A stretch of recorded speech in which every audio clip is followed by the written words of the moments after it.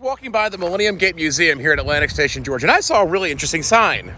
The Millennium Gate is private property. No photos, videos, swim shoots without prior written permission. And this is really interesting because it probably doesn't mean anything. Hey everybody, it's Internet's favorite lawyer, and today we are talking about public undertakings. We're also going to talk about the failure to exercise exclusion in order to preserve your rights. You see, Atlantic Station is a planned development. Everything you see here is private property. It was built and paid for by private business. It's owned by people, not by public. However, in order to be allowed to build these roads, they had to provide the roads and the sidewalk open to the public. And in order to build these things, they had to have green space. So while it might be privately owned, it has to abide by public rules and accommodations, because that's part of the deal. If you begin a public undertaking, if you build a park and you hold it open to the public and you allow people to freely enter and exercise it, then you must abide by the same rules that apply to governments, not just the ones that apply to private property. It's a special kind of loophole that says, look, if you're going to allow a public space and offer to the public, then you're doing the role. You're undertaking the role of the government. So thus, the rules that apply to the government also apply to your property. And one of those rules is the ability to access, walk through, walk upon, and film and record in a public space. It's a public space, so I can film and record them. But you say, but Cody, it's private property. They put up a sign and they're exercising their right, except they haven't. They haven't had those signs up for years. Just like with an easement or an adverse possession, you have to exercise exclusive control over your property if you want to be able to exclude others from it.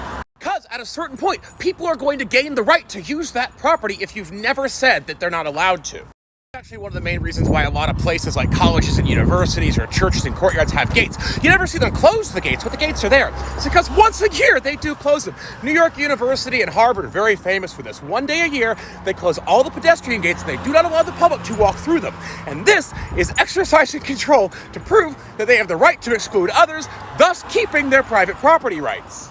There's no such gates or barriers or impediment. It rolls from public park right through their property into their little space. Sure, they can exercise control over it and ask you to leave, but they can't just outwardly ban you from that property because they have placed their property in a public domain. That's like a business trying to exclude you from walking down the sidewalk because the sidewalk runs parallel to their property. You can't do that, even if you own the sidewalk. And I can hear the comments now, look, Cody, that's stupid, blah, blah, blah, property, land, roads, blah. It applies to a lot of things. For example, did you know you can lose the ability to have a trademark if you let other people use your name?